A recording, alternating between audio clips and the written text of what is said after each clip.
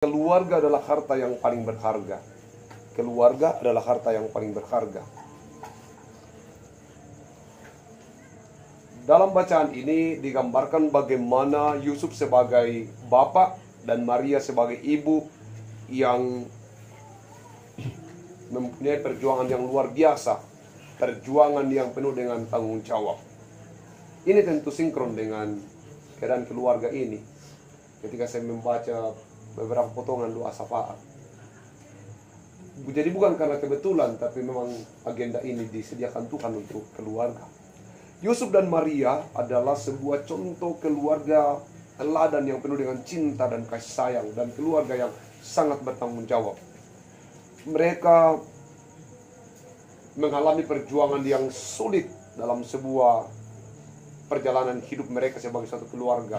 Kalau kita membaca bagian lain dari Injil Sinoptik itu, kita akan menemukan bagaimana perjuangan dari awal Maria harus menerima kenyataan bahwa dia harus hamil dari Roh Kudus.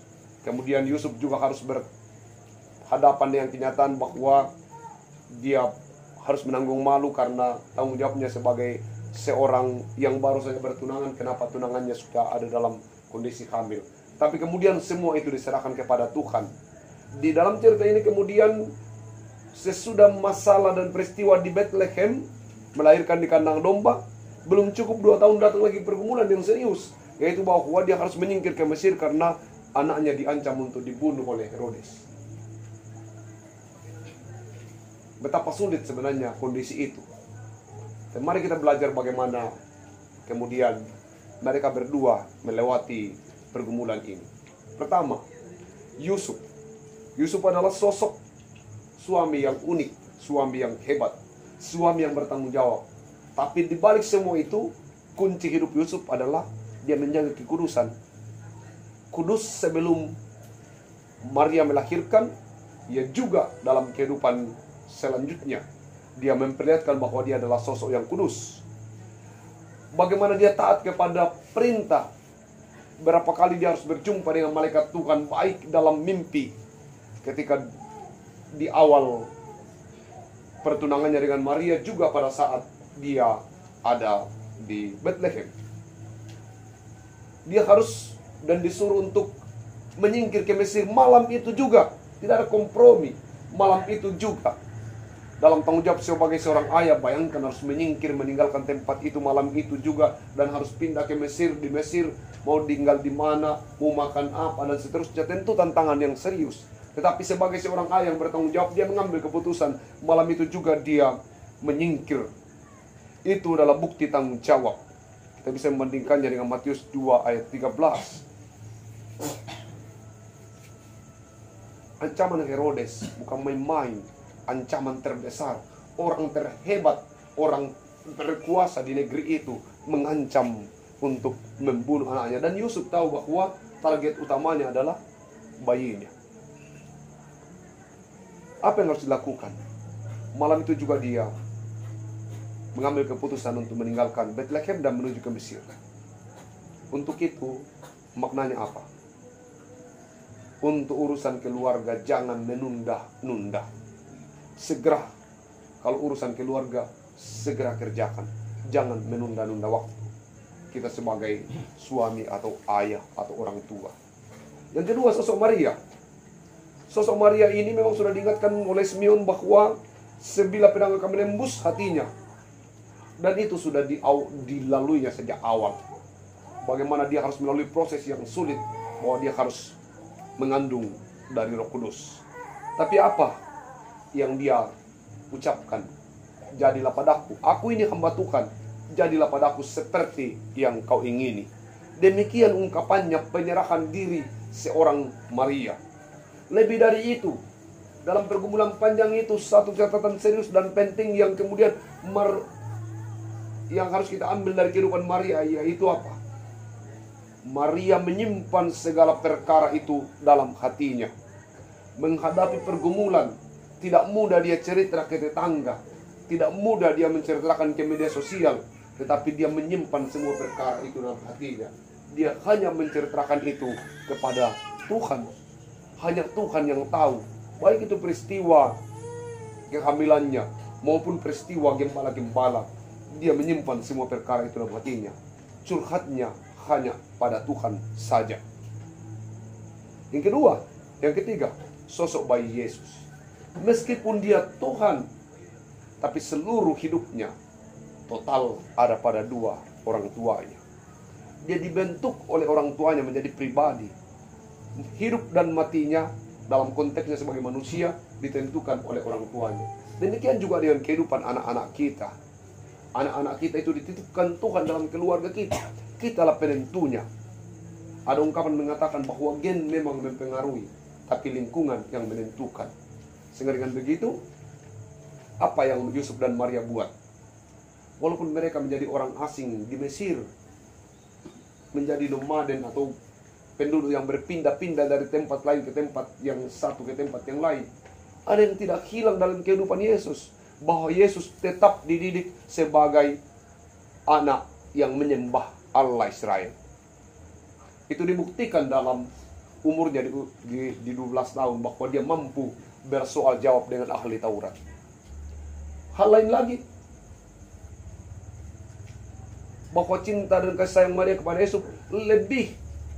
Yesus lebih dari segalanya. Bukti ketika dia terhilang dari antara kerumunan orang, Maria dan Yusuf kembali ke Yerusalem untuk mencarinya. Apa itu?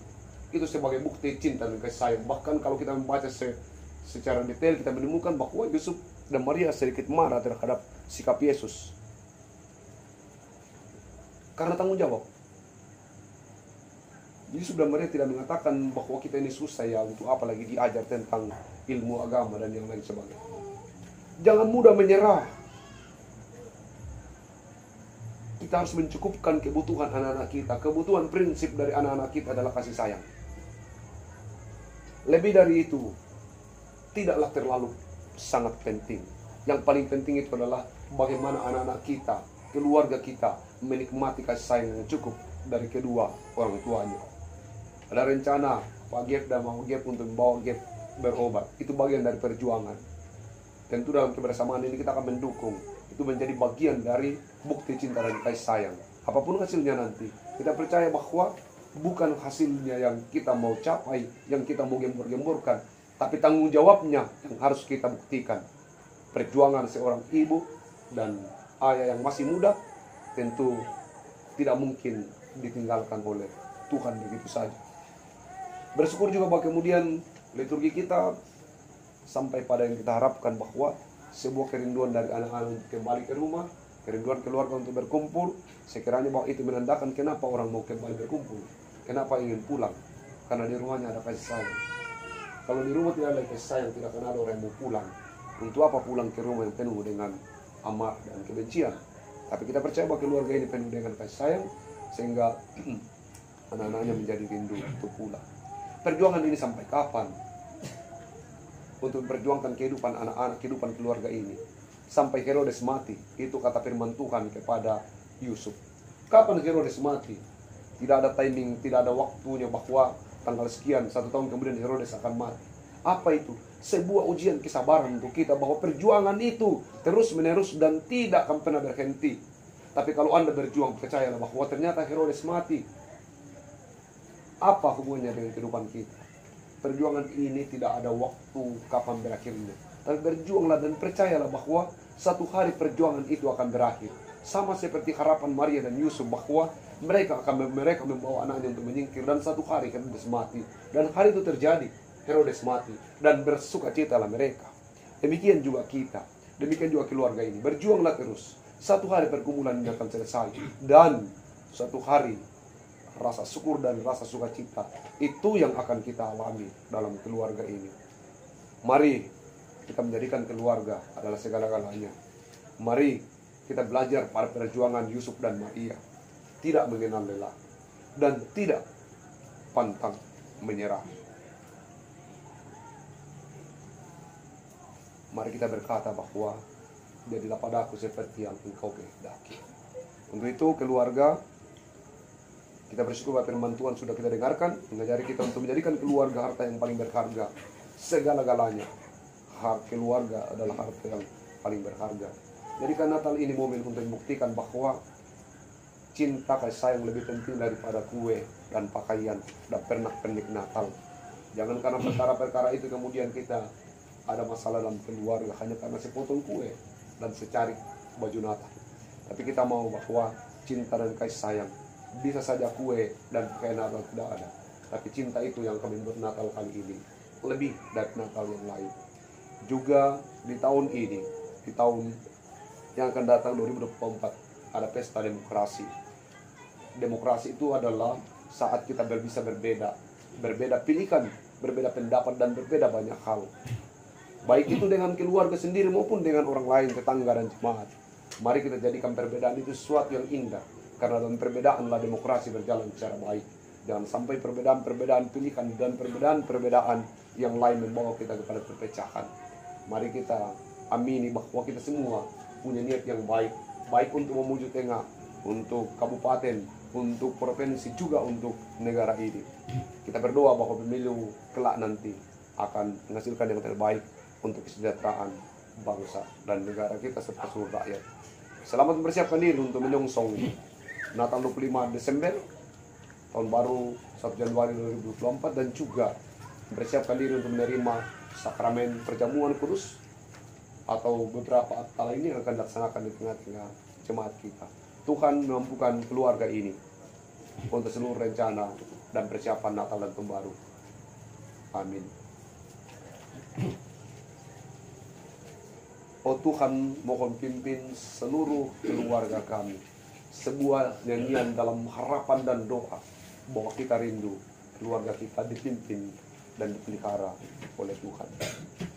Oh Tuhan, mohon pimpin.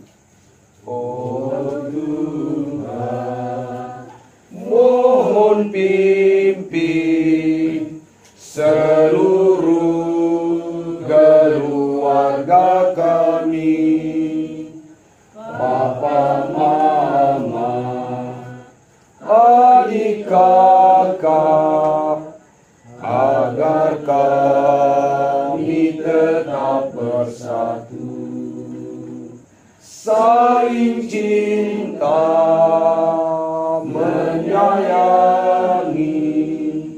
membagi kasih, sukacita, murah hati, lemah lembut, memuliakan Tuhanku. Saling cinta, saling cinta, menyayangi, membagi kasih, sukacita,